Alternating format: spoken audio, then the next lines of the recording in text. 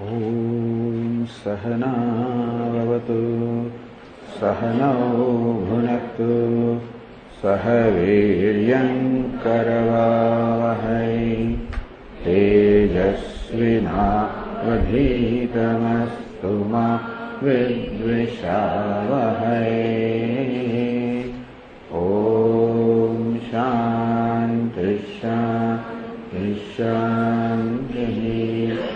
ॐ भद्रं कर्णेभिः शृणुयाम देवाः भद्रं पश्येमाक्षभिर्यजत्राः स्थिरैरङ्गैस्तुष्टुवागुंसस्तनूभिः व्यसेम देवहितं यदायुः।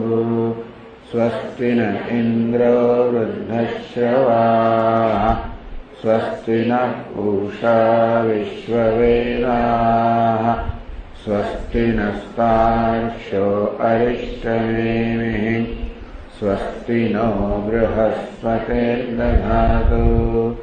ॐ शान्ति शान्ति शान्तिः। यस्य निश्वसितं वेदाः यो वेदेभ्योऽखिलं जगत् निर्ममेतमहं वन्दे विद्यातीर्थमहेश्वरम्।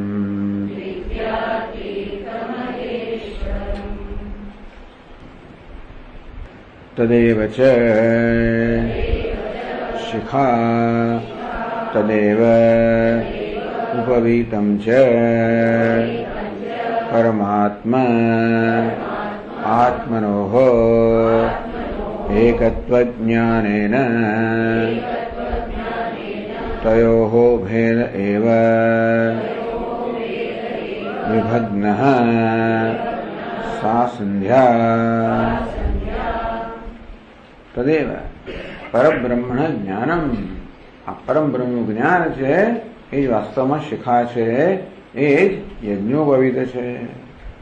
અને જ્ઞાનથી પરમાત્મા અને આત્મા જીવાત્મા અને પરમાત્મા જે અજ્ઞાનને કારણે ભિન્ન જણાતા હતા, જ્ઞાનથી એમને જાણે કે જોડી દેવામાં આવ્યા, એ બંનેની સંધિ થઈ ગઈ, એની સંધ્યા છે. સશિખમ વપરમ કૃત્વા બહિઃસૂત્રમ ત્યજેત બુધઃ. બુદ્ધિમાન મનુષ્ય આ બહારનું સૂત્ર છે એનો ત્યાગ કરી દેવો જોઈએ, શિખાનો ત્યાગ કરવો જોઈએ. યદ અક્ષરમ પરમ બ્રહ્મ તત્સૂત્રમિ ધારેત. અને જે અક્ષર વિનાશી પરમાત્મા છે એ જ સૂત્ર છે, એ પ્રકારે પરમાત્માને સૂત્ર રૂપે ધારણ કરવો જોઈએ. હું પરમાત્મા છું એ જ્ઞાનથી ધારણ કરવું, એટલે બ્રહ્મ હું છું, પરમાત્મા હું છું, એ જ્ઞાન એટલે કે પરમાત્માને અંદર ધારણ કરો. કે પરમાત્મા તો બધા છે જ, એમ જોવા જઈએ તો પરમાત્મા સૂત્ર બધા ધરાવે છે, પણ નહીં. એટલે કહ્યું કે જ્ઞાનને શિખા કહે. તો વેદમાં પ્રતિપાદ્ય બ્રહ્મ છે એનું જ્ઞાન, એને શિખા કહેવામાં આવે, એને યજ્ઞોપવિત કહેવામાં આવ્યું. એટલે એ જ્ઞાનથી આ પરમહંસ પરમાત્માને શિખા રૂપે યજ્ઞોપવિત રૂપે ધારણ કરે છે. સૂચનાત સૂત્રમિત્યાહુ. સૂત્રમ નામ પરમ પદમ. સૂચનાત આ સમગ્ર જગતનું વસ્ત્ર છે, એને સીવવાને કારણે પરમ બ્રહ્મ જગતનું કારણ છે, ઓતપ્રોત થયેલું છે. જગત રૂપી વસ્ત્રમાં મહી સર્વમિદં પ્રોત. ભગવાન કહે કે હું સમગ્ર જગતમાં ઓતપ્રોત થયું છું.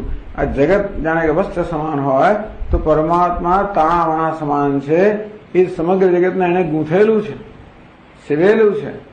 એ પરથી એ પરમાત્મા જ મુખ્ય અર્થમાં સૂત્ર કહેવાય.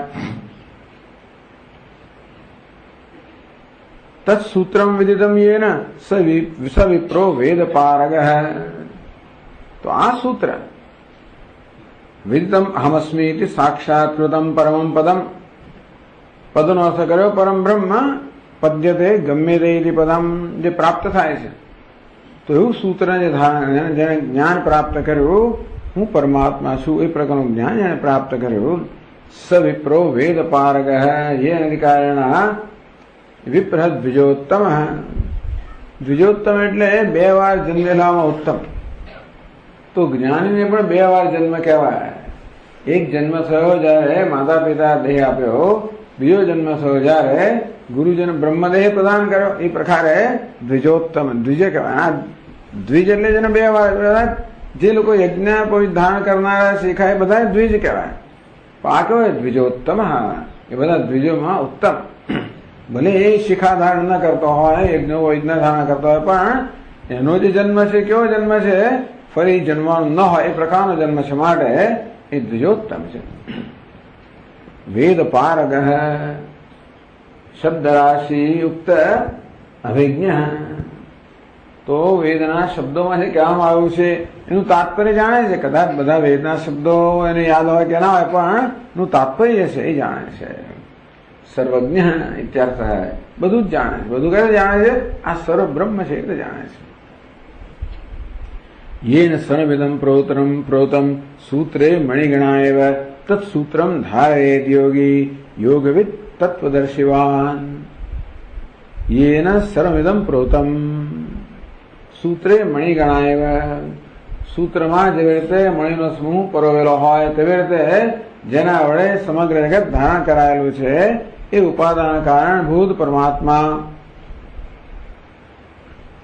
તત્સૂત્રમ ધારે યોગી. જગતના ઉપાદાન કારણભૂત, જગતના આત્માભૂત, જગતના સત્યભૂત જે પરમાત્મા છે, તત્સત્યમ સ આત્મા તત્વમસી. એ રીતે ધારણ કરે છે. પ્રોતમ પ્રકર્ષણ ઉત્તમ અનુવિદ્ધમ ઇત્યર્થ. સારી રીતે તો જેના વડે આ સમગ્ર જગત જે છે પ્રોત, તાણા વણાથી સારી રીતે જગત જે છે એ બરાબર વણાયેલું છે, વ્યાપ્ત છે. જેવી રીતે સૂત્રમાં મણિગણ જાત જાતના વૈદુર્ય એટલે વૈદુર્ય એટલે શું ખબર છે ભાઈ? હીરો, મહામારકત, મુક્તા, આ બધા છે આ પ્રકારના મણિનો સમૂહ જે છે એ જેમ કે સૂત્રમાં ધારણ કરાવ્યા હોય એવું સૂત્ર ધારણ. પેલો એવું સૂત્ર ભગવાન આ રીતે આ બધા મણીને ધારણ કરનાર સૂત્ર છે, તો એ સૂત્ર એ ધારણ કરે. તો સૂત્ર ભગવાનનું સૂત્ર છે. સૂત્ર એટલે દોરો. દોરો જેવી રીતે અનેક બધા મણીને મોતીને ધારણ કરતો હોય તેવી રીતે આ પરમાત્માનું સૂત્ર છે એ સમગ્ર જગત એમાં પરોવાયેલું છે, સમગ્ર જગતમાં વ્યાપ્ત છે અને ઓતપ્રોત છે. અને તેથી સૂત્ર 2 રીતે, એક સૂત્ર કેવું છે જેમાં મણી કે મોતી પરોવાયેલો, બીજું સૂત્ર કેવું છે જે વસ્ત્રમાં ઓતપ્રોત હોય. બંને રીતે પરમાત્મા એટલે નિમિત્ત કારણ રૂપે અને ઉપાદાન કારણ રૂપે સર્વને ધારણ કરનાર જે સંવાદિતા છે તે સર્વત્ર વ્યાપ ઉપાદાન કારણ રૂપે પરમાત્મા એક જ છે. મત્ત પરતરમ નાન્ય કિંચિત અસ્તિ. કોઈ નિમિત્ત ઉપાદાન માથે અન્ય કોઈ છે ને હું એક અદ્વિતીય છું. આ પ્રકારે તત્સૂત્રમ ધારે યોગી. કેવો જીવ બ્રહ્મ તાદાત્મ્ય જ્ઞાનવાન. જીવ અને બ્રહ્મના એકનું જ્ઞાનવાન છે. જ્ઞાન ધરાવનારા યોગીએ આ પ્રકારનું સૂત્ર ધારણ કરવું જોઈએ. યોગવિદ યતો યોગી તથા યોગસ્ય અષ્ટાંગસ્ય ષડંગસ્ય વા સફલસ્ય વેત્તા. બસ જેના જીવ બ્રહ્મના એકનું જ્ઞાન તો જ મુખ્ય અર્થમાં યોગી છે. એટલે અષ્ટાંગ યોગથી જે પ્રાપ્ત કરવાનું હોય કે ષડંગ યોગથી પ્રાપ્ત કરવાનું બધું અને પ્રાપ્ત કરી લીધું છે. તત્વદર્શિત્વાત નિત્ય વસ્તુ વિવેકત્વાન. તો આ તત્વદર્શી યોગી એને આ પ્રકારનું સૂત્ર ધારણ કરવું જોઈએ છે. પરમાત્મા સૂત્ર. બહિસૂત્રમ ત્યજેદ વિદ્વાન યોગમુત્તમાસ્થિત. ઉત્તમ યોગનો આશ્રય લીધા વિદ્વાને બહારના સૂત્રનો ત્યાગ કરવો જોઈએ એવો આગ્રહ રાખે છે. બ્રહ્મભાવમિદમ સૂત્રમ ધારયસ્ય ચેતન. બ્રહ્મભાવ એ સૂત્ર ધારણ કરે છે. બ્રહ્મણો ભાવ સત્તાયસ્મિન તદ બ્રહ્મભાવ ઇદમ બુદ્ધે દ્રષ્ટુ. તો બ્રહ્મરૂપી સત્તા આ જે બુદ્ધિનું સાક્ષી છે એ બ્રહ્મ ભાવ. એ ભાવનો અર્થ સત્તા કરવામાં આવે. બ્રહ્મ ભાવ એટલે બ્રહ્મણો ભાવ, બ્રહ્મની સત્તા, સત્તા સ્વરૂપ બ્રહ્મ એવું અર્થ કરવામાં આવે. એ જેનામાં છે એટલે કે એ સત્તા સ્વરૂપ બ્રહ્મ જ બુદ્ધિનો દ્રષ્ટા છે. એ જ વાસ્તવમાં સૂત્ર છે. ધારય સચેતન, એ જ જ્ઞાન સચેતન. સહચેતન એવું નથી, સચેતન એવું છે. તો એને જ્ઞાન સહિતનો અથવા સહચેતના એમ કહો તો વાંધો નથી, પણ એ ચેતન સહિતનો છે. ચેતન જ્ઞાન કર્યો વાસ્તવમાં એ જ જ્ઞાન સહિતના છે. ધારણા તસ્ય સૂત્ર છે નોચ્છિષ્ટમાં એવું છે ને, તમે શિખા સૂત્ર ધારણ ન કરો એટલે તમે પવિત્ર બની જાઓ. પણ તસ્ય સૂત્ર છે ધારણાત ન ઉચ્છિષ્ટ ન અશુચિર ભવેદ. આ જ્ઞાનનું સૂત્ર ધારણ કરનાર છે એ ક્યારે ઉચ્છિષ્ટ ના બની જાય, અશુચિ ના બની જાય. ઉચ્છિષ્ટ શરીર દ્વારા અન્ન પ્રવેશ નિર્ગમનાભ્યામ. ઉચ્છિષ્ટ ને એઠું, તમે અન્ન ખાવ એટલે એઠા બની જાઓ, અપવિત્ર બની જાય, અશુચિ. તો ખાવાથી તમે એઠા થઈ જાઓ ને એને ત્યાગ કરવાથી તમે અપવિત્ર થઈ જાઓ એવું છે. એટલે સામાન્ય મનુષ્ય આ પ્રકારે એઠો ને અપવિત્ર થાય, આ તો થતો જ નથી. અશુચિ એટલે મનોવાક કાય પાપાત. બીજું અપવિત્ર થઈ જાઓ, મન વાણી કર્મના સ્તરે તમે પાપ કરતો પણ આ યોગી આવી રીતે અશુદ્ધ પણ થતો નથી, એઠો પણ થતો નથી, નિત્ય પવિત્ર છે. સૂત્રમંતર્ગતમ યેષામ જ્ઞાન યજ્ઞોપવીતિનામ તે સૂત્રવિદો લોકે તે છે યજ્ઞોપવીતિન. યેષામ જ્ઞાન યજ્ઞોપવીતિનામ અંતર્ગતમ સૂત્રમ. આ જ્ઞાનરૂપી યજ્ઞોપવીત ધારણ કરનારને જેને આંતરિક સૂત્ર પહેરેલું છે. સૂત્ર એટલે યજ્ઞોપવીત કે જેનો હોય તે સૂત્રવિદો લોકે, લોકમાં એ જ ખરેખર સૂત્રને જાણનારા છે. તે જ યજ્ઞોપવીત, એ જ ખરેખર યજ્ઞોપવીત ધારણ કરનારા છે. સૂત્રમ બુદ્ધ્યા અંતર્ગતમ શરીરાંતર્વર્તમાનમ યેષામ પરમહંસાનામ જ્ઞાન યજ્ઞોપવીતિનામ બ્રહ્માસ્મિતિ બોધ યજ્ઞોપવીતિનામ. આ પ્રકારે હું બ્રહ્મ છે પ્રકારનું જ્ઞાન યજ્ઞોપવીત ધારણ કરનારા છે. આ સૂત્રમાં અંદર ધારણ કર્યું છે, બહાર નહીં. એટલે બાહ્ય સૂત્ર તો છોડી દીધું, પણ સૂત્ર ધારણ કર્યું અંદર સૂત્ર બુદ્ધિમાં ધારણ કર્યું છે, જ્ઞાનરૂપી સૂત્ર. અમે પણ બધી બુદ્ધિની વૃત્તિઓનો અધિષ્ઠાન તો ચૈતન્ય જ છે, એટલે બધાને જોડનારું સૂત્ર તો એ છે જ. તે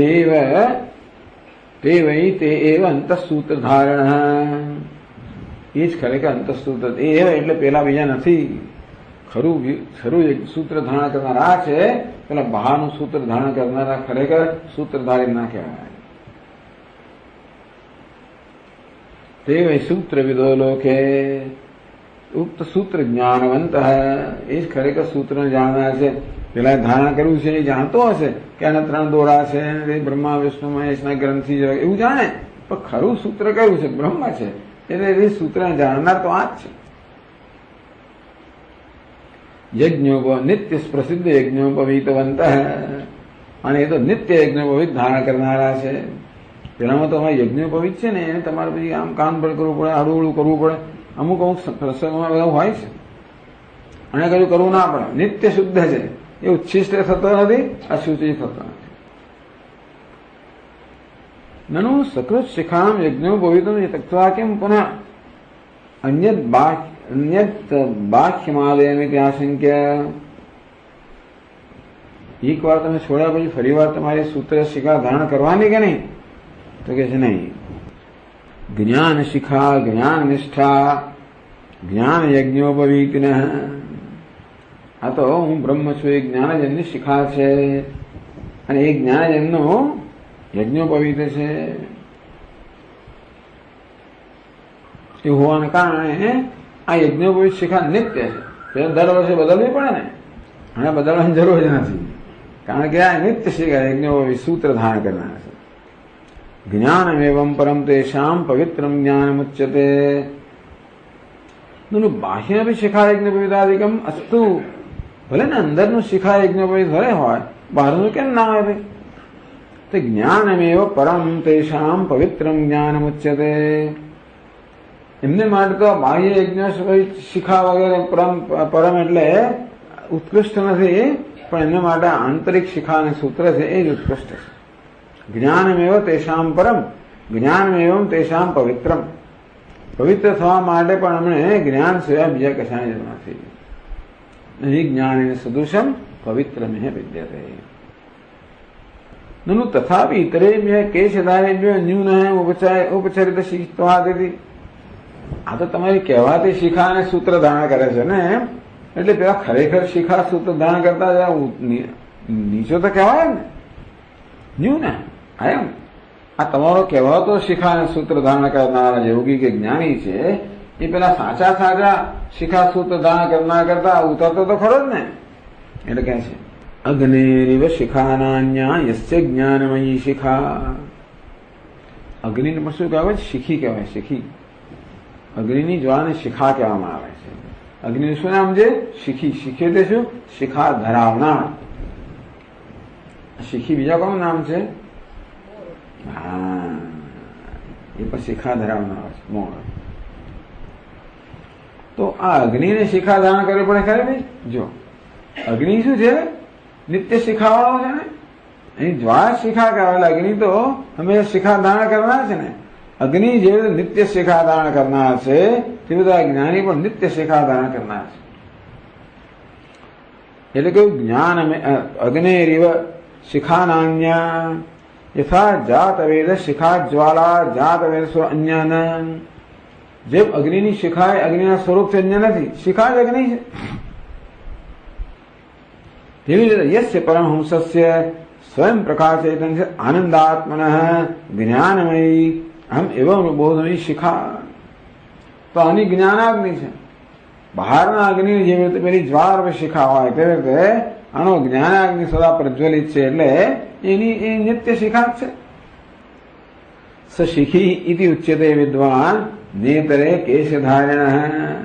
આ જ્ઞાનમય શિખાધારી છે એ મુખ્ય શિખાવાન શિખી ઇતિ અનેન પ્રકારેણ ઉચ્યતે વિદ્વાન. એને હવે તો કહે છે નહીં ત્યારે જ્ઞાન રૂપી શિખા ન ધરાવનારા બીજા બધા જે છે એ તો માત્ર કેશ ધારણા છે. એ તો તેમાં શું મોટી વસ્તુ છે? સ્ત્રી શુદ્રાદિવત કેશ પુંજ ધારણા. બધા કેશ તો ધારણ કરનારા છે. સ્ત્રીઓની કેટલી મોટી શિખા હોય છે, શુદ્ર વગેરે પણ હોય. કેશ ધારણ છે મુખ્ય શિખિત્વમ. તો કેશ ધારણ કરવાથી એને શીખી કહેવાતો હોય તો બધા કેટલાય શીખી છે, પણ આ જ મુખ્ય અર્થમાં શીખી છે, કારણ કે જ્ઞાન રૂપી શિખા ધારણ કરનાર છે. તો જ્ઞાન અગ્નિ સમાન હોવાના કારણે અગ્નિ નિત્ય શિખા ધારણ કરનાર છે. શિખા સ્વરૂપ છે ધારણ કરનાર ને, તેમાં પણ શિખા સ્વરૂપ છે. નનુ તરી સર્વે એ શિખા યજ્ઞ એવું કહેવા માંગે છે કે બધા શિખાને યજ્ઞ ત્યાગ કરો ભાઈ આપના કહેવા પ્રમાણે, કે એ તો ધારણ કરવા છતાં મુખ્ય અર્થમાં નથી, એટલે એમ બધા ત્યાગ કરી દેવાનો. તો કે નહીં. કર્મણ્યધિકૃતા એ તો વૈદિકે બ્રાહ્મણાદય ત્રૈવર્ણિકા. આ ત્રણ વર્ણના જે શિખા સૂત્ર ધારણ કરનારા એ વૈદિકે કર્મ અધિકૃતા. આ વૈદિક કર્મ અધિકાર ધરાવે છે. શિખા સૂત્ર ધારણ કરવાનો હેતુ જ છે વૈદિક કર્મ અધિકાર પ્રાપ્ત કરવા માટે. એમાં વેદ પઠન પણ વૈદિક કર્મ જ થઈ ગયો. તો અહીં ઇદમ સૂત્રમ કર્માંગમ વિધાર્યમ ધારણીયમ. એ લોકોએ જરૂર આ શિખા સૂત્ર ધારણ કરવા જોઈએ. જે લોકો કર્મના અધિકારી છે, એટલે જ્ઞાનનો અધિકાર પ્રાપ્ત કર્યો નથી, એટલે કર્મના અધિકારી છે. સુખ ફલે વ્યાપારે અધિકૃતા. એને જેને શું જોઈએ છે? વિષયનું સુખ જોઈએ છે. અધિકારી કેમ છે? મમ ઇદમ કર્તવ્ય બુદ્ધિમંત. એટલે એના મનમાં મારે શું કરવું જોઈએ, દરેકના મનમાં પોતે શું કરવું જોઈએ એનો જુદો ખ્યાલ હોય. આ જે મુમુક્ષુ છે એનો ખ્યાલ શું છે? મારે જ્ઞાન પ્રાપ્ત કરવું જોઈએ. પેલો જે છે એ સ્વર્ગ વગેરે સુખમાં આસક્તિ ધરાવનાર હોવાના કારણે મારે અગ્નિહોત્ર કર્મ કરવું જોઈએ એ પ્રકારે ધારણા છે. માટે એને કર્મમાં અધિકારી કરો, કારણ કે કર્મથી પ્રાપ્ત થતું જે ફળ છે એમાં એને રસ છે, માટે એ કર્મનો અધિકારી. તો જે પ્રકારના પ્રયોજનમાં રસ હોય એના સાધનના અધિકારી બનીએ. મોક્ષમાં રસ હોય તો મોક્ષ સાધન જ્ઞાન કે અધિકારી બનીએ, સ્વર્ગમાં કે સુખમાં રસ હોય એનું સાધન કર્મમાં અધિકારી બનીએ. તો એમણે જરૂર ઇદમ એટલે કાર પાસા કે પ્રકૃતિગમ પ્રત્યક્ષમ, એમણે આ 3 દોરાનું સૂતરનું જે યજ્ઞોપવિત છે ને એ ધારણ કરવું જોઈએ. ત્રિવૃત નાભી પરિમાણ ઇત્યાદિ યજ્ઞોપવિત લક્ષણ હોય. એટલે યજ્ઞોપવિત કેટલું હોય છે, નાભી સુધી આવવું જોઈએ. એટલે નાના બાળકોને છેક સુધી પહોંચી જાય, બહુ ઊંચા હોય ને આટલે સુધી હોય ને નાભી સુધી આવે એને એવું યજ્ઞોપવિત આવવું જોઈએ. અહીંથી આવે એવા યજ્ઞોપવિતના 3 સૂત્રનું હોવું જોઈએ. એ બધા લક્ષણો કહેવાય છે. તો એમણે કેમ ધારણ કર્યું? ક્રિયાંગમ તસ્માદ યજ્ઞોપવીતિ એવ અધિહિત જ્ઞાન યાજયેત યજેતવા. એટલે વેદમાં જ કહેવામાં આવે કે તેથી જે યજ્ઞોપવીત ધારણ કરે છે એ જ વેદનું અધ્યયન કરે, એ જ યજ્ઞ કરે અને એ જ યાજન કરે, એટલે યજ્ઞ કરાવે. યજ્ઞ કરવાનો, કરાવવાનો અને વેદ પ્રશ્નો અધિકાર માત્ર એને યજ્ઞોપવીત ધારણ કરીને એને જ છે. એટલે ક્રિયાંગમ બધા પ્રકારની આ ક્રિયાઓ, વેદ પઠનની, યજ્ઞની, યાજનની, આ બધી ક્રિયાઓ અંગભૂત શું છે? યજ્ઞોપવીત છે. માટે એ લોકોએ ધારણ કરવું જ જોઈએ. ક્રિયાંગમ તદ્ધિ વૈસ્મૃતમ, કારણ કે શાસ્ત્રમાં કહ્યું છે કે યજ્ઞોપવીત એ ક્રિયાનું અંગ છે, બધી ક્રિયાનું અંગ છે. નાનું બ્રાહ્મણાદીનામ ચેતમ જ્ઞાન શીખ્યનો જ્ઞાનિકો વિધિનશ્ચ નિર્બ્રાહ્મણ્યમ અર્થ સિદ્ધમ. લો આને કહ્યું કે ભાઈ બ્રાહ્મણાદય, આ બ્રાહ્મણો વગેરે આ પ્રકારની શિખાને સૂત્ર ધારણ કરવા ત્યાં ધારણ નથી કરતો. તેથી જ્ઞાન શિખા ધારણ કરનાર અને જ્ઞાન યજ્ઞોપવીત ધારણ કરનાર તો સૂત્ર, મુખ્ય સૂત્ર શિખા વગરનો જ થઈ ગયો ને. તો પછી બ્રાહ્મણ નથી એવું થઈ ગયું ને. બ્રાહ્મણ કોને કહેવાય? મુખ્ય અર્થમાં શિખા સૂત્ર ધારણ કરનારને. પણ આ નથી કરતો માટે એ મુખ્ય બ્રાહ્મણ તો ના કહેવાય ને. એટલે કહે છે શિખા યજ્ઞમયસ્યોપવીતમ ચાપી તન્મયમ બ્રાહ્મણ્યમ સકલમ તસ્યૈતિ બ્રહ્મવિદો વિદુ. યસ્ય જ્ઞાનમયી શિખા યસ્ય તન્મયમ જ્ઞાનમય ઉપવીતમ. તો જે જ્ઞાનમય શિખા ધારણ કરે છે અને જ્ઞાનમય ઉપવીત ધારણ કરે છે. બ્રાહ્મણ્યમ સકલમ તસ્ય, બ્રાહ્મણ બ્રાહ્મણમાં ભાવ, ટૂંકમાં એ જ ખરેખર મુખ્ય અર્થમાં સકલમ સમગ્રમ અનુપચરિતમ નિશ્ચયભૂતમ, કોઈ પ્રકારના સંકોચ વગર. પેલો તો બ્રાહ્મણ કહેવાય થોડા સંકોચ સાથે કે શિખા યજ્ઞોપવીત ધારણ કરતો હોય પણ આચાર ના હોય તો ના કહેવાય. આ તો કોઈ પ્રકારના સંકોચ વગર આ બ્રાહ્મણના બધા જ ગુણો બ્રહ્મ જાનાતી બ્રાહ્મણ મુખ્ય થતો. એટલે પેલું જાણે જાતિથી બ્રાહ્મણ છે પણ આ તો બ્રહ્મનું જ્ઞાત હોવાને કારણે બ્રાહ્મણ છે. તેથી સમગ્રમ કોઈ પ્રકારના સંકોચ વગર બ્રાહ્મણ પણ આમાં પ્રતિષ્ઠિત છે. ઇતિ બ્રહ્મવિદો, આવું કહેનારા કોણ છે? બ્રહ્મ જ્ઞાની આવું કહેનારા છે. પેલા બધા ના કે પેલા જે શાસ્ત્ર જડાહા આગળ કહેવામાં આવ્યું ને બધું, એટલે જે લોકો આવી રીતે પેલાને વિમોહ ઉત્પન્ન કરે ને, એટલે કહ્યું ને કર્મિણ શાસ્ત્ર જડાહા. શાસ્ત્ર જે માત્ર શબ્દ છે એને વળગીને રહેનારા. શબ્દની પાછળ જે ખરેખર સ્પિરિટ છે, એની પાછળ જે પ્રયોજન છે એ ન સમજનારા. એટલે મોટે પછી શું થાય છે, જયારે કોઈ પણ પદ્ધતિની શરૂઆત થાય ત્યારે લોકો સમજતા હોય છે. એટલે વસ્તુ છે ને એવું જરા ફ્લેક્સિબલ હોય. આ આપણો વર્ણાશ્રમ બધી વ્યવસ્થા શરૂ થઈ છે ત્યારે તો ગુણકર્મ વિભાગ છે, ગુણ પ્રમાણે કર્મનો વિભાગ થતો હશે કે ત્યારે એ પ્રકારના એવા જ્ઞાની પુરુષ હશે જે જોઈ શકે કે આમાં બ્રાહ્મણપણું છે. ધીમે ધીમે ધીમે આ નેતાઓ જે હોય, નેતા એટલે આ પ્રકારના જ્ઞાતિના આગેવાનો, ટૂંકમાં જેમના હાથમાં આ વર્ણાશ્રમ ધર્મની વ્યવસ્થા રહેલી છે એવા આગેવાનો, જેમ જેમ એમની સમજ અને સેન્સિટિવિટી ઓછી થતી જાય તેમ તેમ પછી જેમ આગળ જેમ કાયદાના શબ્દને વળગવાનું આવે કે એનો અંદરનું પ્રયોજન સમજતા ના, એની જે સૂઝ જોઈએ કે આમાં બ્રાહ્મણપણું છે, એવી સૂઝ ના ધરાવના. તું ક્યાં જન્મે? મારે તું બ્રાહ્મણ છું, શું કરે? મારા આમ છે, બસ પતી ગયું. એટલે બ્રહ્મવિદ, એટલે આને મુખ્ય અર્થમાં બ્રાહ્મણ કહેવામાં આવ્યો. બ્રહ્મના જ્ઞાતાઓ કહે છે. પેલા કર્મ જરા નહીં કહેતા હોય, કારણ કે એ તો માત્ર શબ્દને વળગીને રહેનાર છે. એ બ્રાહ્મણ કોને કે સૂત્ર શિખા દાન કરનારને જ કે, એ લોકો નહીં કે. પણ ખરેખર બ્રાહ્મણ શબ્દનું તાત્પર્ય જાણે છે. બ્રહ્મ જ્ઞાનીઓ આને મુખ્ય અર્થમાં બ્રાહ્મણ કહે. ઇદાનીમ અંતર્ગત સૂત્રમ સ્વયં અંતર્ગત સૂત્ર જે પોતાના શબ્દમાં જ કહે છે. ઇદમ યજ્ઞોપવીતમ છે પરમમ યત પરાયણમ વિદ્વાન યજ્ઞોપવીતિ સ્યાત તજ્ઞાસ્તમ યજ્વિનમ વિદુઃ. ઇદમ યજ્ઞોપવીતમ છે પરમમ યત પરાયણમ.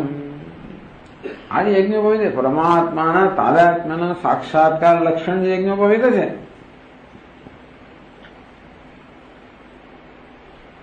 આમાં ઉપવીત, ઉપ એટલે શું છે? સામીપ્યમ ગત આગતમ. એ પરમાત્મા તાદાત્મ્ય લક્ષણ સામીપ્યમ આગતમ ઉપવીત કહ્યું. ઉપનયન, ઉપનયન વિધિ કહેવામાં આવે છે. એટલે આમ તો ગુરુ સમક્ષ ગુરુની સમીપમાં લઈ જવો એ ઉપનયન વિધિનું તાત્પર્ય છે. એટલે ગુરુ એને દીક્ષા આપે અને મંત્ર આપે. આ બધું લાંબુ ચોળું કરવાનું એ જમાનામાં હશે કે નહીં મને ખબર નથી. તો કેટલા બધા લોકો લાખો રૂપિયા ખર્ચે એની પાસે, પેલો દોડાય પેલો દોડાય કરતા હશે. મુખ્ય તો એને ગુરુ પાસે લઈ જવાનું, એના કાનમાં ફૂંકે પછી લઈ લે. આ શિખા સૂત્ર આપતા હશે, યજ્ઞ કરતા હશે, પણ જે કરતા હોય. જૈવમેવ કર્તૃત્વાદ રહિતમ રૂપમ ન તો અન્યતા. તો કર્તૃત્વ વગેરેનું રૂપ છે એ જ યજ્ઞોપવીત છે. ઇદમ પરમ ઉત્કૃષ્ટમ, આ સ્વયં પ્રકાશ એ જ પરાયણમ અવિદ્યાયા સકાર્યાયા ઉત્કૃષ્ટ આશ્રયભૂતમ. આ જીવનું મુખ્ય સ્વરૂપ છે એ વાસ્તવમાં પરાયણ છે, એ જ યજ્ઞોપવીત છે. વિદ્વાન યજ્ઞોપવીતિ, આ જ્ઞાન ધરાવનાર યજ્ઞોપવીતિ એટલે યજ્ઞોપવીત ધારણ કરનાર છે મુખ્ય અર્થમાં. તજ્ઞા, આ જાણનારાને શું કહે છે? યજ્ઞમ વિદુઃ. તો આ બધી વસ્તુના જાણકાર લોકો એને યજ્વિન કહે છે.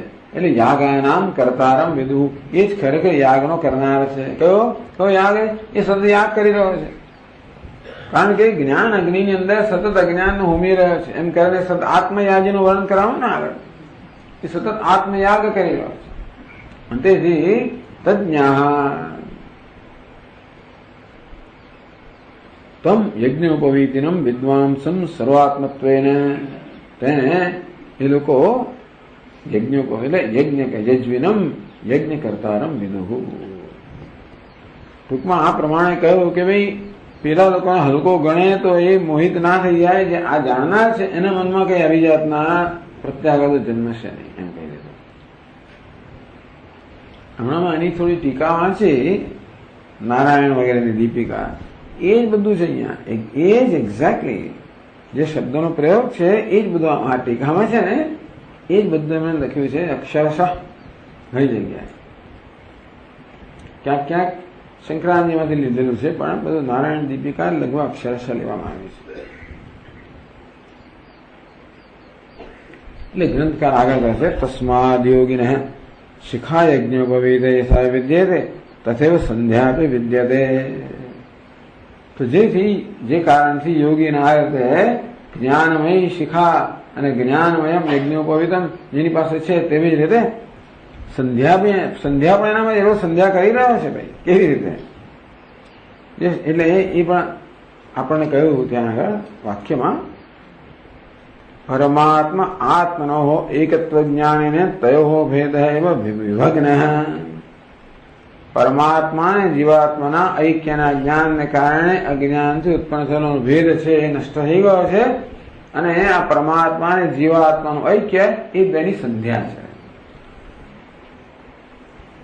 યહ શાસ્ત્રગમ્ય પરમાત્મા યસ્ય અહમ પ્રત્યગમ્ય જીવાત્મા. પરમાત્મા કોણ છે? શાસ્ત્ર જેનું પ્રતિપાદન કરે છે તે. જીવાત્મા કોણ છે? હું એ રીતે જે આપણે જાણીએ છીએ. તો જીવાત્મા આપણા પ્રત્યક્ષ કે અપરોક્ષ જ્ઞાનનો વિષય છે. હું એ અપરોક્ષ જ્ઞાનનો વિષય છે, પણ કેવો છે? અલ્પ છે, મર્યાદિત છે.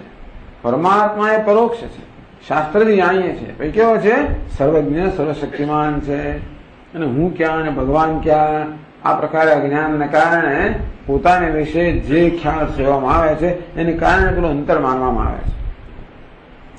કયો એકત્વ જ્ઞાનેન, આ પરમાત્મા અને જીવાત્માના ઐક્યના જ્ઞાનથી કેવી રીતે મહાવાક્ય જન્યેન તત્વમસી, તદ એટલે પરમાત્મા, ત્વમ એટલે જીવાત્મા, એના ઐક્યના જ્ઞાનથી ભ્રાંતિ પ્રતીત ભેદ, આ જીવાત્મા પરમાત્માનો ભેદ કોઈ સાચો ભેદ નથી, એ તો ભ્રાંતિને કારણે આવરણ વિક્ષેપ અજ્ઞાનને કારણે ભ્રાંતિ જન્મી, અજ્ઞાનને કારણે દેહમાં આત્મબુદ્ધિ જન્મી, એ દેહની મર્યાદાઓને પોતાની મર્યાદા માનવામાં આવે અને તેથી પોતાને એ મર્યાદિત ચૈતન્ય, ચૈતન્ય તો શું છે તો મર્યાદિત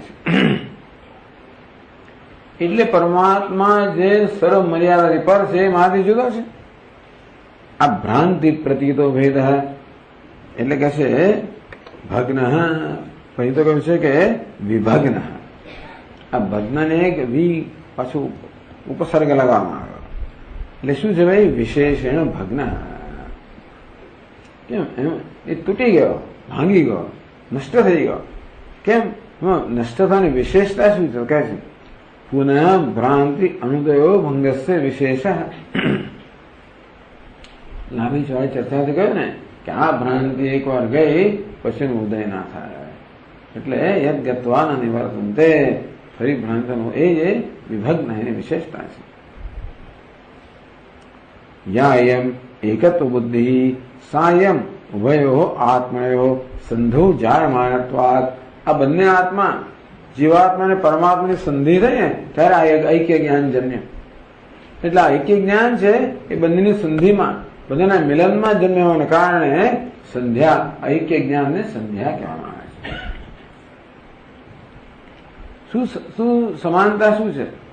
અહોરાત્રયો સંધૌ અનુષ્ઠેયા ક્રિયા યથા સંધ્યા. દિવસ અને રાત ને રાત ને દિવસના સંધિ જ્યાં થાય ત્યારે જે કર્મ કરવામાં આવે એને સંધ્યા. સંધ્યાવંદન કોને કહેવાય? કે સવારની રાત અને દિવસ, સાંજે દિવસ અને રાત, આમ સંધિ બની થાય એ વખતે જે કર્મ કરવામાં આવે એને સંધ્યા કે સંધ્યાવંદન કહેવામાં આવે છે. તેવી રીતે આ પરમાત્મા અને જીવાત્મા આ બંનેની સંધિમાં આ જ્ઞાન થાય માટે એને પણ આ જ્ઞાનને સંધ્યા કહેવામાં આવે છે. એવમ ચ સતી યોગી શ્રદ્ધા જળી ન વ્યામોહિતુમ શક્ય. આ યોગી આવું જાણે છે, પણ જેને જે કહેવું હોય તો કે એ કઈ મોહિત થવાનું નથી. આ બધું જ કોયમ માર્ગ, આ બધું જ કોયમ માર્ગ ઇતિ પ્રશ્નસ્ય અસૌ સ્વપુત્ર ઇત્યાદિના ઉત્તર મુક્તમ. એટલે કોયમ માર્ગ એ પ્રશ્ન ઉત્તર આપ્યો. કેવી રીતે? અસૌ સ્વપુત્ર મિત્ર કલત્ર વગેરેના ત્યાગથી એ માર્ગનો ઉત્તર આપવામાં આવ્યો. કા સ્થિતિ એતસ્ય મહાપુરુષ ઇત્યાદિના સંક્ષિપ્ય ઉત્તર મુક્ત્વા કે બી મહાપુરુષ યત ચિત્તમ, મહાપુરુષનું ચિત્ત છે એ તો આમાં જ નિષ્ઠ છે એમ કરીને એની શું સ્થિતિ છે એ સંક્ષેપમાં કહી અને પછીના ફકરામાં એનો વિસ્તાર કરવામાં આવ્યો. સંશય વિપરીત ઇત્યાદિના તદેવ પ્રપંચ. હવે એનો ઉપસંહાર કરે છે. સર્વાન કામાન પરિત્યજ્ય અદ્વૈતે પરમા સ્થિતિઃ.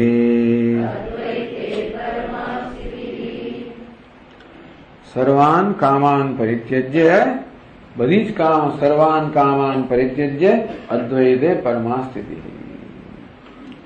એટલે ભગવાન એ જ કહ્યું ત્યાં આગળ કે બધા સર્વાન કામાન મનોગતા પ્રજાહાતિ યદા કામાન સર્વાન મનોગતા પ્રજાહાતિ પરિત્યજ્ય. હા કહો ત્યજ કહો તો સર્વાન કામાન, બધી જ કામનાઓનો હંમેશ મળે ત્યાગ કરે. આ પરિત્યાગ જે વાસના સહિતના ત્યાગને પરિત્યાગ કહેવામાં આવે. મિત્ર માત્ર ત્યાગ, સુષુપ્તિમાં પણ બધી કામનાનો ત્યાગ થઈ જાય છે, પણ હવે જાગે એટલે બધી કામનાઓ પાછી કેમ આવે છે? સુષુપ્તિમાં કામનાની વાસનાઓ હોય છે પણ જ્ઞાની પુરુષની કામનાઓ ગઈ પાછી કેમ ના આવે? કારણ કે વાસનામાં ચાલી ગઈ છે. સર્વાનનો અર્થ શું કરો? ક્રોધ લોભાદિના કામ પૂર્વકત્વાત. આ કામ હોય ને એટલે ક્રોધ જન્મે. કામના પૂરી ના થાય એટલે ક્રોધ જન્મે, અને પૂરી થાય તો લોભ જન્મે. અને ક્રોધ ને લોભ એમાંથી એકે આવે એટલે મોહ જન્મે, એમાંથી મદ જન્મે, એમાંથી માત્સર્ય જન્મે. આ પ્રકારે ક્રોધ લોભાદિના કામ પૂર્વકત્વાત. બાકીના બધા જે આંતરિક શત્રુઓ છે એમાં એનું મૂળ ક્યાં છે? કામના છે. ટૂંકમાં કામ જ ક્રોધ બને, કામ જ લોભ બને, એ જ મોહ બને, એ જ મદ બને, એ જ માત્સર્ય બને. કામ પરિત્યાગેન ચિત્તદોષા સર્વે પરિત્યજ્યંતે. બસ એટલે સર્વાન કામાન પરિત્યજ્ય. આમ કામનો ત્યાગ થાય એટલે સમજી લો કે બાકીના બધા દોષ, ક્રોધ વગેરે બધાનો ત્યાગ થઈ ગયો. એ તો દેવ અભિપ્રેત્ય વાજસ્નેહી આમનાતમ. આ જ વસ્તુને ધ્યાનમાં રાખીને બૃહદારણ્યક ઉપનિષદમાં કહેવામાં આવ્યું, અથો ખલુ આહુ કામ એવ અયમ પુરુષ. એટલે કહેવામાં આવ્યું અયમ પુરુષ કામમય. આ પુરુષ છે, આ મનુષ્ય છે, એ કામનાનો જ બનેલો છે. જ્યાં સુધી કામના છે સંસાર છે. અતઃ નિષ્કામસ્ય યોગી ચિત્તસ્ય. તો યોગીનું ચિત્ત કેવું છે? નિષ્કામ છે. માટે નિષ્કામ ચિત્ત ધરાવનાર બધા યોગી છે. અદ્વૈતે નિર્વિઘ્ન સ્થિતિ ઉપપદ્યતે. સ્વાભાવિક છે કે એની અદ્વૈતે પરમા નિર્વિઘ્ન સ્થિતિ. સર્વાન રૂપમાં આ વાસનાઓ કહો ને બધી મનની વૃત્તિઓ કહો, આ બધી વૃત્તિઓ છે, ક્રોધ લોભ મોહ આ બધી છે, એ જ આપણા મનને ચિત્તને વિક્ષિપ્ત કરનારી, એ બધાનો નિરોધ કરી દીધો.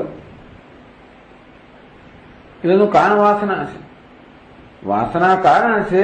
ક્રોધ લોભ મોહ બધા શું છે? કાર્ય છે. વાસના બીજ સમાન છે, વૃત્તિઓ અંકુર સમાન છે. એટલે અંકુરને દૂર કરો પણ બીજને દૂર ના કરો તો અંકુર ફૂટ્યા કરે. એટલે માત્ર તમે વૃત્તિનો નિરોધ કરો તો તે વખતે વળી પાછી વાસના હોય તો વૃત્તિ ઉઠ્યા કરે. એટલે કે તમે અંકુરને દૂર કરો ને બીજને પણ દૂર કરો. એટલે એ પ્રકારે જેણે પોતાના ચિત્તને સંપૂર્ણ નિષ્કામ બનાવ્યું છે, એટલે જ્યાં વાસના ક્ષય થયો છે અને મનોનાશ પણ થયો છે, એવાની અદ્વૈતે નિર્વિઘ્ન સ્થિતિ. આવા યોગીની અદ્વૈતમાં કોઈ પ્રકારના વિઘ્ન વગર સ્થિતિ એ ઉપપદ્યતે. તો કે તર્ક સંગત છે કે એને ઉત્તમ સ્થિતિ પ્રાપ્ત થવી જોઈએ. એટલે કા સ્થિતિ એનો ઉત્તર આપ્યો, સર્વાન કામાન પરિત્યજ્ય અદ્વૈતે પરમા સ્થિતિ. એની શું સ્થિતિ છે, શું અવસ્થા છે, એનો ઉત્તરનો ઉપસંહાર અહીં કરવામાં આવે. પ્રશ્ન જન્મે છે, નનો દંડગ્રહણ વિધિ વાસનાય ઉપેતા વિવિધિશા સંન્યાસી. હવે જાત જાત બધા સંન્યાસીઓ તો ઘણા હોય. આ વિદ્વત સંન્યાસી છે, એને શિખા યજ્ઞ પવિત્ર બધું છોડી દીધું છે ને. એ તો છોડ્યું, દંડ પણ છોડ્યો ને. કારણ કે આગળ કહેવામાં આવ્યું કે બધું છોડીને એને દંડ ધારણ કરવો, કોપીને યુગલ ધારણ કરવું, આચ્છાદન ધારણ કરવું, કોઈ મુખ્ય નથી. એ વિવિધ સંન્યાસી માટે છે. આ વિદ્વત સંન્યાસી માટે એ પણ નથી. પેલા વિદ્વત સંન્યાસી જોયું કે આ જો આચાર રહિત માણસો છે. હવે એવું છે ને કે દંડ ધારણ કરનાર લોકોને બધું ઘણું અભિમાન હોય છે. કારણ કે દંડ ધારણ કરવો એટલે એ લોકોએ ખરેખર દંડમાં જ રહેવું પડે. દંડ એટલે આત્મસંયમ. એટલે આગળ કહે છે બધા પ્રકારનો વાણી પર સંયમ હોવો જોઈએ, શરીર પર સંયમ હોવો જોઈએ, મન પર સંયમ હોવો જોઈએ. આમ દંડ ધારણ કરનારાને ખૂબ નિયમનું પાલન કરવાનું હોય છે. એ સંન્યાસો ખરેખર આમ બહુ નિષ્ઠ હોય, ધર્મનિષ્ઠ હોય. એટલે શંકરાચાર્ય બધા દંડી સ્વામી હોય છે. દંડી સ્વામીને ઉત્કૃષ્ટ ગણવામાં. આમ તો ખરેખર દંડ છોડનારા વધારે, દંડી સ્વામીને આપણે વધારે ગણતા હોય છે. પેલા જનતમ વર્તતા હોય, આ બધા એકદમ કાક રીતે વર્તનારા હોય એવું એક છાપ પડી ગઈ છે. એવા લોકો આ બધા જેને પરમહંસ કહેવાય તે દંડ વગેરે ધારણ, ચાલો શીખાવાના પેલા હોય, પેલા શિખાદાન કરનારા અને ન્યૂન કહેતા હતા કે આ તો ભ્રષ્ટ થઈ ગયો, પાખંડી છે. તો કોઈ પાખંડી નથી. હવે દંડ ધારણ કરનારા આને શું કહે છે? કે દંડ ગ્રહણ વિધિ વાસના ઉપેતા. પેલા સતત દંડને ધારણ કરવામાં બહુ બધા નિયમોનું પાલન કરવું પડતું હોય છે. દંડ ક્યાં મુકાય, ક્યાં ન મુકાય, શું કરવું જોઈએ, વગેરે કેટલી દૂર હોય, બહુ બધી નિયમો હોય છે. રોજ એની પૂજા કરવાની છે, ઘણું કરવું કરવાનું હોય છે. દંડ એની વાસના સખત છે. લોકો દંડને ધારણ કરવાની વાસના વિવિધ દિશા સંન્યાસીમાં ખૂબ છે. દંડી સ્વામી એટલે આ લોકો દંડ ધારણ ના કરે, કશી એમને વિધિત નહીં કરવાની પાસે, એની ચિંતા છે. આમાં આપણે તકલીફ શું છે? આપણે ઉપવાસ કરતા હોઈએ ને ભૂખ્યા રહેતા હોઈએ અને પેલો 4 વાર ખાય એટલે આપણે તરત તિરસ્કાર કરવા. જો આ ખવધરા લોકો ખરેખર શું છે, એને ખાવું છે પણ એને ઉપવાસ કરવાનું વ્રત લીધું એટલે હવે એનો બળાવો ક્યાં કાઢે? આ લોકોની ટીકા નિંદા કરવામાં આ બધી એવું થતું હોય છે. પેલો દર્શન કરવા ના જાય એની પત્નીને દબડાવે, કારણ કે એના અંદર બળાપો છે, હવે તો બહાર નીકળે. દંડ ધારણ કરવાને કારણે જાત જાતના બધા નિયમો સંયમો રાખવા પડે. નહીં તો અંદરથી ત્રસ્ત હોય, અંદરથી બહુ ત્રસ્ત એટલા માટે હોય કે ભાઈ આ કરવું જ પડે, નહીં તો ઝપાટ નરક બહુ તૈયાર જ છે. દંડ કશું એટલે એના નિયમ પાલન ના કરતો લખેલું છે નરક તૈયાર છે. એટલે એ તો બધા ભયથી પણ કરનારા છે. પેલો ધારણ નથી કરતો નરક, એટલે આ છટકી જાય છે એવું લાગે ને એ લોકોને. એટલે પેલા લોકો આને સંન્યાસી જ ના ગણે, અને ઉતરતો સંન્યાસી. વિવિધ દિશા સંન્યાસીના યોગ્યરમ દંડરહિતમ પરમહંસમ ન અભ્યુપગચ્છન્તિ. જે પોતાના પરમહંસ માનનારા છે વિવિધ દિશા સંન્યાસીઓ, જે વિદવત સંન્યાસ નથી, પણ જે દંડ ધારણ કરનારા અને પોતાના પરમહંસ માનનારા છે, આ દંડ ધારણ ન કરનારને પરમહંસ એટલે ટૂંકમાં કયો દંડ? પરમહંસ. હવે એ દંડ પણ આવે. શિખાને યજ્ઞોપવિત પેલા તો ડિસમિસ થઈ ગયા, હવે આ પેલો સંન્યાસી પણ ડિસમિસ કરે. આ દંડ ધારણ કરે છે કે નહીં? આ જ્ઞાની યોગી પરમ સંન્યાસી દંડ ધારણ કરે છે કે નહીં? તો વિવિધ દિશા સંન્યાસીઓ આ પ્રકારે ટીકા નિંદા કરે ત્યારે આને મનમાં થાય કે ના થાય? ઇતિ આશંકા, આ પ્રકારની આશંકા ઉત્તર આપે છે. જ્ઞાન દંડો ધૃતો યેન એક દંડી સ ઉચ્યતે કાષ્ઠ દંડો ધૃતો યેન સર્વ. આ તો બોલવાનું છે નહીં? બરાબર. જ્ઞાન દંડો ધૃતો યેન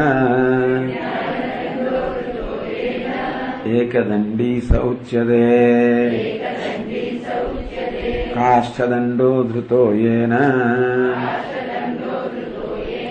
સર્વાશી જ્ઞાનવર્જિતઃ સયાતિ નરકાન ઘોરાન મહારૌરવ સંજ્ઞકાન તિતિક્ષા જ્ઞાન વૈરાગ્ય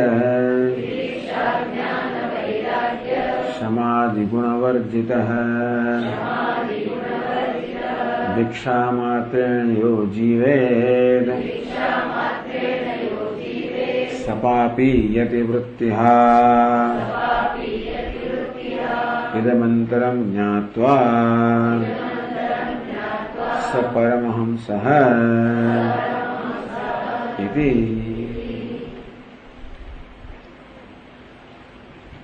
જ્ઞાન દંડો ધૃતો યેન. તો આમાં નારાયણજીએ જરાક ઓછી ટીકા આપી છે. શંકરાચાર્ય બહુ લાંબી બહુ ટીકાઓ આપી છે. પણ કહે છે સર્વાન કામાન પરિત્યજ્ય અદ્વૈતે પરમા સ્થિતિ કે પરમ સ્થિતિ. અખિલાન મનોરથાન યામૂત્રાર્થ ભોગ વિષયાન કામાન પરિત્યજ્ય. આ લોકને પરલોકમાં જે કઈ પ્રકારના ભોગની આશાઓ બધાનો ત્યાગ કરે ને, પરિત્યજિતા વિહાય અદ્વૈતે નિખિલ દ્વૈત જાળ શૂન્ય આનંદાત્મની. અદ્વૈત કોને કહેવાય? આ બધા પ્રકારના દ્વૈતની જાત જે પર છે એવું આનંદ સ્વરૂપ છે, પૂર્ણ નિત્ય મુક્ત છે.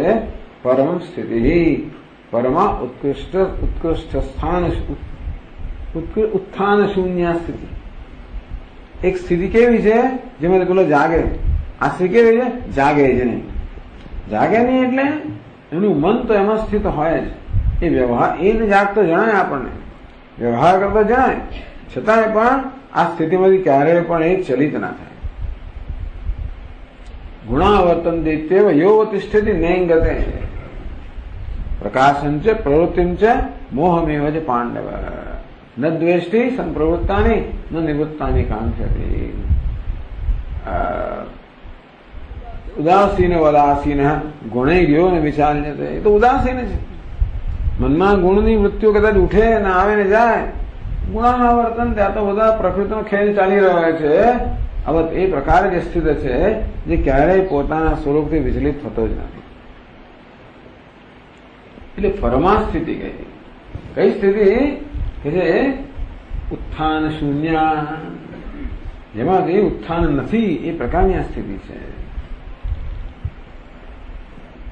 તતઃ ત્રૈવર્ણિકે અભ્યધિક એટલે પેલા ત્રૈવર્ણિકો કરતા અત્યંત ઉત્કૃષ્ટ છે નનુ તથાપि કૃત્વોદ્ભવમ વૈણવમ દંડમ ઇત્યાદિ શ્રુતે કથમ વૈણવ દંડરા ઇત્યેવી સંવર્તકાદેહ પારમહંસ્યમ દ્રષ્ટાંતો પરમહંસના આગળ આવી ગયા સંવર્તક વગેરે તો જે લોકો આ પ્રકારે વાંસનો દંડ ધારણ કરતા નથી સંવર્તકને પરમહંસ કેમ કહો છો એટલે જ્ઞાન દંડો ધૃતો જ્ઞાન અહમ બ્રહ્માસ્મિ ઇતિ બોધ હું બ્રહ્મ છું એ પ્રકારનો બોધને જ્ઞાન કહેવામાં આવ્યું તદેવ આ દંડ શું કરે ખબર છે દંડ કરે તે આ જ્ઞાન પર દંડ કશું કહે છે ભેદ છે રાગ દ્વેષ ગો સર્પાદિ દમન હેતુ દંડ જે દમન કરે દંડ કહેવાય તો તેવી રીતે એક બાજુ ભેદ જન્માવનાર રાગ દ્વેષ છે ને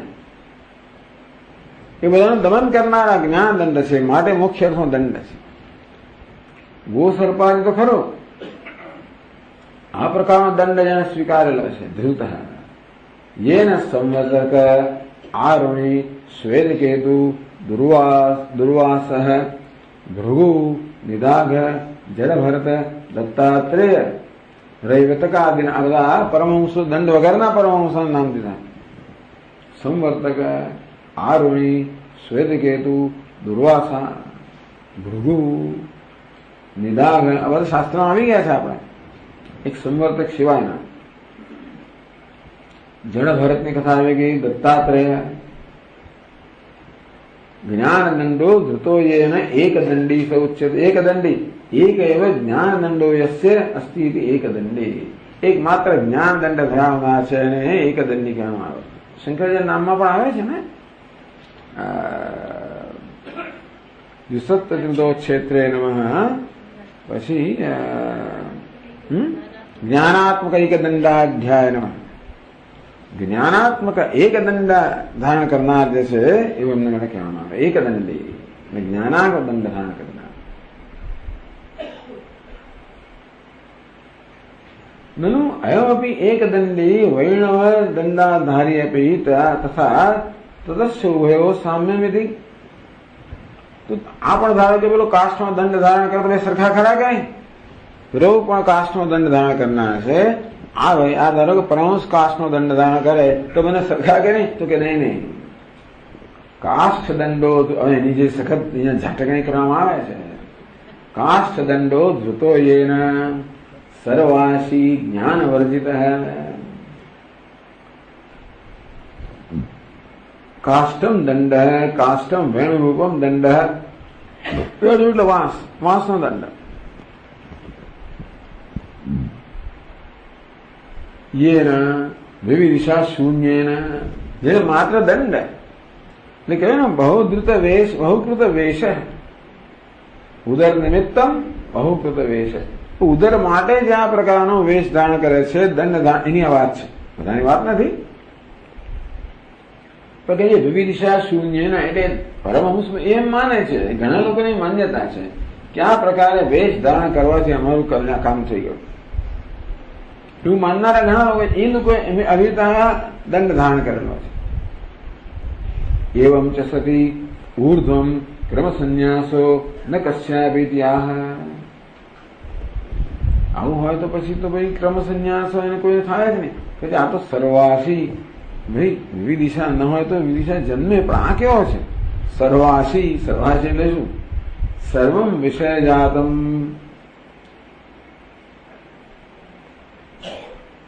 તસ્ય અશનમ ઉપભોગ આશ સહસ્ય, એટલે આશ અસ્ય અસ્તિ આશી. આશ એટલે ખાવું, અશનમ જે ખાનારો છે એને આશી કહેવામાં આવે, ખવધરો. પણ એ ખાનારાનો વાંધો નથી, બધા ખાય. પણ આ તો પરમહંસ આશ્રમ શાસ્ત્ર નિષિદ્ધ. આ પરમહંસ આશ્રમ ધારણ કરવાને કારણે શાસ્ત્રમાં જે કહેવું છે એ બધી મર્યાદા રાખવી જોઈએ તમારે. વાગદંડ, મનોદંડ, કાયદંડ, આ દંડ રાખવા જોઈએ. પણ એ બધા પરમહંસ આશ્રમમાં જે નિષિદ્ધ કર્મ એવા વિષયોને પણ આરોગ્ય છે, બધા વિષય. એને સર્વાશી, અશીનો વાંધો નથી, આ કેવો એ સર્વાશી, બધું વસન કરનાર છે. ન તો આશ્રમ ધર્મવર્તી કાષ્ટધન ધારી હતી. કાષ્ટધન ધારણ કરનાર છતાં પણ પરમહંસના આશ્રમને પૂછી દે જે પ્રકારનું એનું આચરણ હોવું જોઈએ એ નથી ધરાવતા. સર્વાશિત્વમ છે દોષ તો સંવર્તા, બધું ખાવું એ જ જો દોષ હોય તો ક્યારેક ક્યારેક સંવર્ત વગેરેમાં ક્યારેક ક્યાંક એ દેખાય છે. દુર્વાસામાં અને વિશ્વામિત્રમાં બધા બધું જાત જાતના પુરાણો એવી કથાઓ બધી આવે છે કે ત્રાસ જન્માવી હોય ઘણી વાર. પણ એટલે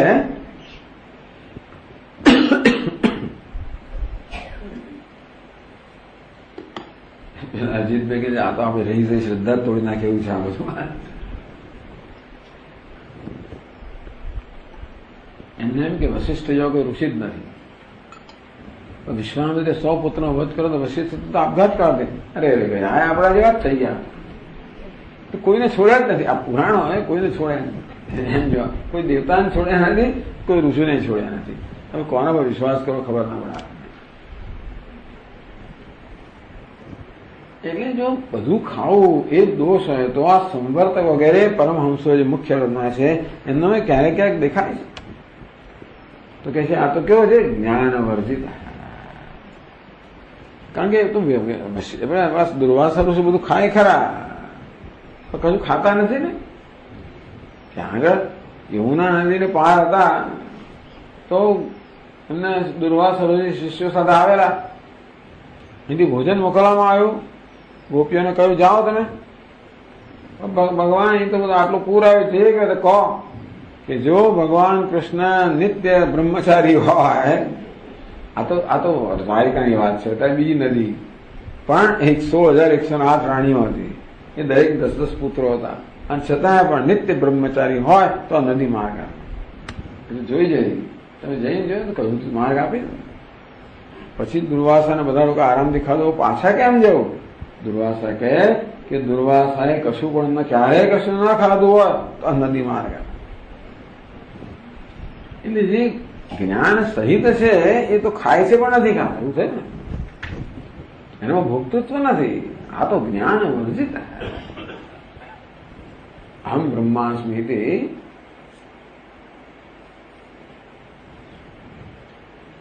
બોધ શૂન્ય. યસ્ય હિ અસ્ત્યયં બોધ કાષ્ટદનિનો અન્યસ્ય વા અનુનિશ્ચિતઃ અસ્ય કૃતકૃત્યસ્યાપ્ત કામસ્ય ન સર્વાશિત્વ સંશંકા ભાઈ. એ કૃતકૃત્ય છે. એ બીજી દંડ ધારણ કરતો હોય કે ન કરતો હોય તો પણ એ બધું ખાય છે એવી શંકા કરવી નહીં. પછી કુતસ્ય નિમિત્તા સર્વાશિત્વ દૃશ્યતે ન તત્વ જ્ઞાન નિષિદ્ધમ. ધારો કે કશું ખાતો હોય આપણે જણાય તો પણ એને માટે કોઈ નિષેધ નથી. કેમ નથી? નહીં શુષ્કામ આદ્રામ વા સમિદમ દહતો જાત વેદસો અરણ્યાદિ કુક્ષિવર્તન કશ્ચિત દોષ. અગ્નિમાં રહ્યો છે ને એ પવિત્ર અગ્નિ છે, બધું ખાઈ જાય તો અગ્નિને કોઈ દોષ ના લાગે. દેવતા જ્ઞાની પુરુષ પણ જ્ઞાનાગ્નિ ધરાવતા હોવાના કારણે ગમે તે ખાય તો પણ એને કોઈ દોષ લાગતો નથી. અને એ અભિપ્રાય કહેવામાં જ્ઞાન વર્જિત અને સર્વાશ. સયાતિ સ કાષ્ટધંધારી યથેષ્ટચારી બ્રહ્માસુદ બોધ શૂન્ય. કેવો છે? કાષ્ટધન ધારણ કરનાર, જેમ ફાવે તેમ વર્તમાન અને જ્ઞાન રહિત છે. એ તો મહારૌરવ સંનિકાન નરકાન્યાથી એ બધા ચાલેલા એ બધું વર્ણન કર્યું છે કે રૌરવ નરકો કેવા હોય. પછી તામ્ર બધા भूमि घृमकालेन मध्यान अर्कमरीचिकादि संतप्ता लोह अस्थि चमत्कार प्रभुति कंटकैः आकीर्णा अनेक योजन शत विस्तीर्णा अन्नपान छाया शून्या वज्र तुंडकाक गृद्र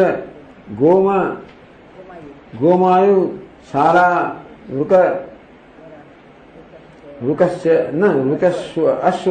अश्व सालावृक अश्व वराहादि भी भृशम शुद्धार्थ ही पूर्वम स्वेन वगैरह आवा બધું ચાલતું હોય એવી જાતના રૌરવ નરકમાં જવું પડે.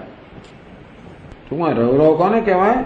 મહારૌરવ રૌરવ છે તિર્યક યોનિ ગતસ્ય જે નીચલી યોનિના લોકો બધા જાય એ બધામાં આને જવું પડે. तितिक्षा ज्ञान वैराग्य समाधि गुण वर्जित है. बोले क्यों है तितिक्षा?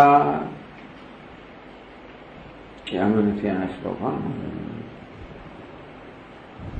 टूंक में तितिक्षा ज्ञान वैराग्य शम वगैरह गुण धरावनारो નથી. चलो ज्ञान न હોય તો વાંધો નહીં, પણ तितिक्षा હોય, જ્ઞાન પરોક્ષ જ્ઞાન હોય, વૈરાગ્ય હોય, સમાધિ સંપત્તિ કેટલાક અંશે હોય તો પણ ચાલે. तो वही यथेष्टचारी ना हो. भिक्षा मात्र योजीवेत, मात्र भिक्षा मात्र जीवे स पापी यति वृत्ति. हा तो पापी છે અને સંન્યાસીનું વર્તન છે. સંન્યાસ એને ખરેખર તો લાંછન લગાડનાર છે. એ યતિ કે સંન્યાસી લોકોનું જે છે એમની જે પરંપરા છે કે એમની જે છાપ છે એને લાંછન લગાડનાર છે. ઇદમંતરમ જ્ઞાત્વા સ પરમહંસ. ઇદમંતરમ ज्ञान दंड काष्ठ दंड धारण भेद है. मात्र ज्ञान दंड धारण करना तो अज्ञानी, अरे काष्ठ दंड धारण अज्ञानी में ज्ञान दंड का दंड धारण करना જેની બધું કાષ્ટ દંડ હોય કે ના હોય એ અંતર જોયું ને. જ્ઞાત હોય સયો જ્ઞાન દંડધારી સદી કાષ્ટ વા સદી જ્ઞાન દંડ ધારણ કરે છે. કાષ્ટ હોય કે ના હોય તો આપણે પરમહંસ કહેવામાં આવે. એ પણ સમજાવ્યું છે. પછી જરા બહુ સંક્ષેપમાં સમજાવ્યું માટે આ ટીકામાં વાંચી. પરમહંસસ્ય એમ એક દંડ સદ વિવિધ. આ પરમહંસનું એક દંડી છે ને એક દંડ ધારણ કરે છે એ બે પ્રકારનો દંડ છે. જ્ઞાન દંડ કાષ્ટ દંડ છે. એક જ્ઞાન દંડ છે, બીજો કાષ્ટ દંડ છે. યથા ત્રિદંડીનો વાઘ દંડ. હવે ત્રણ દંડ ધારણ કરનાર પણ હોય છે. ત્રણ વાસની પેલી એ હોય જોડેલી એમ બાંધેલી હોય એક સાથે અને ત્રિદંડી કહેવાય. એક દંડી અને ત્રિદંડી. આ એક દંડી છે પરમહંસ. પેલા ત્રિદંડી વૈષ્ણવ વગેરે હોય છે ત્રિદંડી હોય છે. ત્રિદંડીના વાગ દંડ મનોદંડ કર્મદંડશ્ચ ઇતિ ત્રૈવિધ્યમ. જેમ આ ત્રિદંડી જે હોય એ ત્રણ દંડ ધારણ કરે એ દંડ શેનું પ્રતીક છે? वाग्दंड है, मनोदंड है, कर्मदंड है. वाणीनो संयम, मननो संयम, कर्मनो संयम. तद्वत तो पेलो जो त्रण दंड धारण करना है एक दंड धारण करना है. आ पाछू प्रसंगोपात कैसे वागदंडादयो मनुना स्मर्यन्ते. वागदंडोथ मनोदंड है कर्मदंडस्तथैव च यस्यैते नियता बुद्धौ सती दंडी चोच्यते.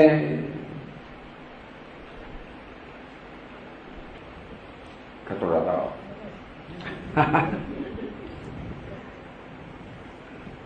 दमनम दंड. दंड ले दमन करવું એનું નામ દંડ છે. યસ્ય વાગ મન કાયાનામ દંડા. ટૂંકમાં જેણે વાણી મન કાયાને દમન કર્યું છે એટલે શું? નિષિદ્ધ અભિધાન. વાણીથી કોઈ પણ નિષિદ્ધ શબ્દ ના બોલે, અપશબ્દ ના બોલે અથવા અયોગ્ય શબ્દ ના બોલે. અસત સંકલ્પ મનથી કોઈ અયોગ્ય કે અસત ખોટો ખરાબ સંકલ્પ ના કરે.